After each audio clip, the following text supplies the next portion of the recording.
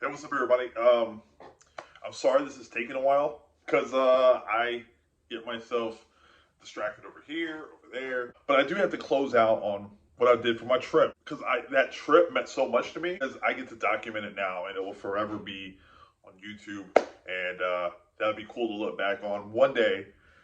One day when I decide to look back on my videos. Myrtle Beach, that was like the most pivotal point of my trip. Before I left to go on the road trip, my original plan was to drive up to Washington, D.C. I really want to see the Smithsonian. I hear there's some really cool stuff in there. My biggest enemy was really time, because I had to get the rental back to Fort Walton in like a 4-5 day span.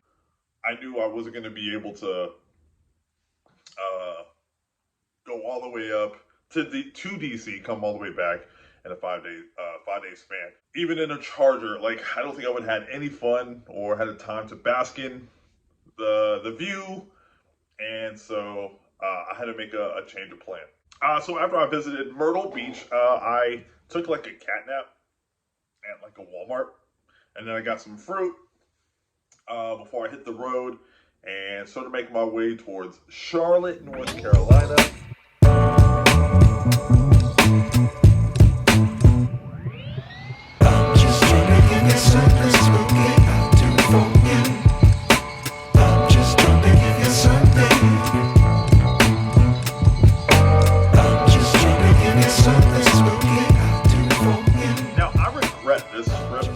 Trip because I didn't get really to see anything or take in the view. The only thing I could really make out while driving at night was that the hills became more like a roller coaster. Before I knew it, I could feel the elevation as I kept climbing towards Charlotte change, go higher, and then all of a sudden things got like more and more rockier. I drove until I was about 20-30 minutes away from the city, and then I hunkered down again. This time not at a Walmart, I did it at a hotel, a known hotel, like a chain kind of situation. Oh, man. Day 2 of sleeping in my car, officially in the books. I slept too long. I felt like I needed to get out of here before anybody woke up. I still feel I should have, but I was out. I really thought it was going to be like last night where I tossed and turned or probably didn't sleep at all.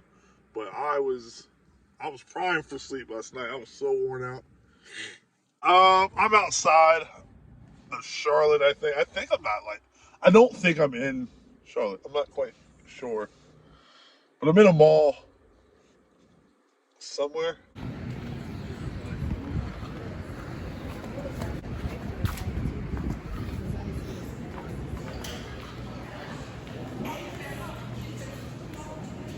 Check out the world's smallest urinal. Good. Women, you're not going to understand it, but men, look how small it is. Look how close to the ground that is. And look how far out, like the pool comes out. Look.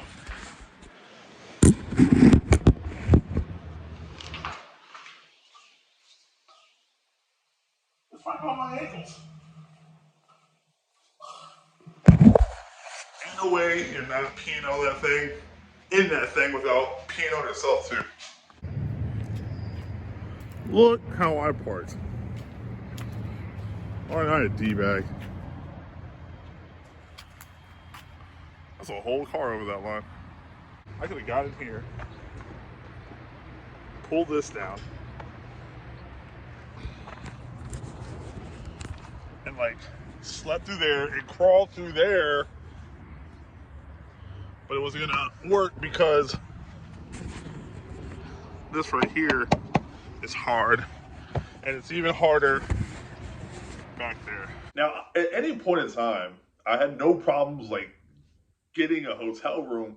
The thing was, again, I was being pressed for time. I would leave right at the crack of dawn, and most hotel checkouts are like 11 o'clock. So to get my money's worth, I would have to feel like I spent like an entire day there.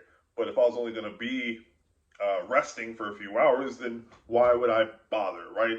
I can just go to a rest stop or a convenience store or something and just brush my teeth, wash my face, whatever. Yes. The whole time there, the whole time on the streets, I did not have a full shower. That is correct. I kind of like whore bathed it. The only time that I had ever been to Charlotte, North Carolina was by layovers, twice, maybe 3 times. In the 2 hour span, I think at most that I was in Charlotte, North Carolina to see whatever sites I could see. I only covered a few blocks, and then I had to get back to the car because I wasn't in the mood to pay for a big parking ticket. I went into a parking garage. While I was in Charlotte, I had a craving for barbecue again for lunch. I tried to ask a couple of random strangers if they knew where any was, and their directions were very unclear. And again, I wasn't from there, so I just said, you know what, I'm gonna get on the road, and then we'll stop in Asheville, North Carolina, to get lunch. The last time I was in Asheville, North Carolina, I was roughly 21 years old. I went there with an ex-girlfriend of mine, and that was almost half a lifetime ago.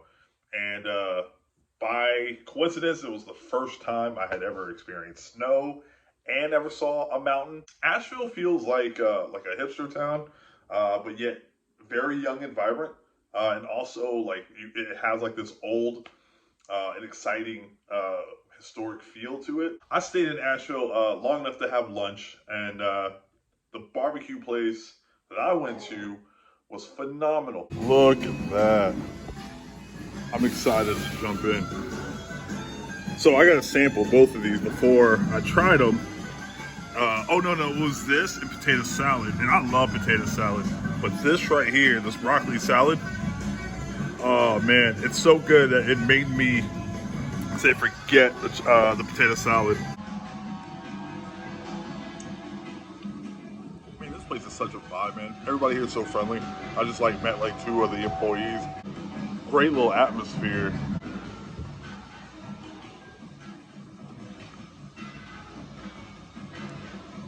Yes. And mac and cheese is slamming.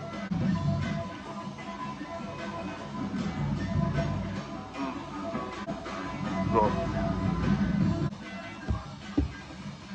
that cornbread stuffed me up, man. That's good. I'm a sides person. I go sides first, then normally the main course. But you're not gonna want to stick around. You just jump to it.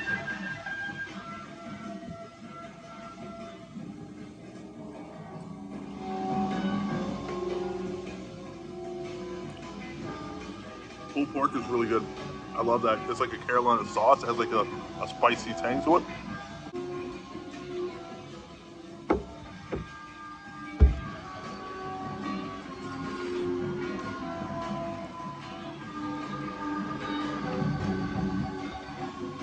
Ten for 10. 10 for 10. This is definitely a 10 for 10.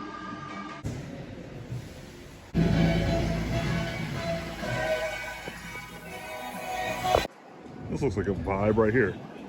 Sports club, bar over there, and food and basketball and pickleball. That's a full court. It's already like 2:30. I got up like at 6 o'clock. He's only got like 2.5 hours left of sunlight. That's sad. So I can't waste any more time. I gotta get back on the road, but it'll look like the last half of this leg will most likely be in the dark. I hate that because I just want to see more of the countryside. But now here's the part that I get most excited about: the stretch of road from Asheville to Gatlinburg was my favorite stretch of the whole trip because it's nothing but like beautiful countryside, and then you start seeing the mountains become more and more prevalent. I had gone just right after the changing of the foliage, so it was like the leaves were on the downfall of like starting to wilt, but they hadn't quite. I'm agnostic in religion, but driving through there, you can make a pretty good case for the existence of God. I didn't stay in Gatlinburg too long either. I never even got out of my car. Okay, I got out to use the bathroom, but I did like the quick up and down the main strip there. It was just a lot of people everywhere, so it looked like peak 4th of July, like here in Destin. My older sister goes up there quite a few times, I think, periodically every other year, and they get like a cabin. And I heard about like a drawbridge and it has like a glass floor where you can look down and get the bejesus scared out of you. Would love to see that, and I would love to go see a cabin and go stay up there with my family. Hopefully, they'd be down to do that one day. And started hightailing it to Nashville, and I make it. I don't know. It's probably like a little past 7 o'clock. I went to a chicken restaurant like just down the way called Hattie B's.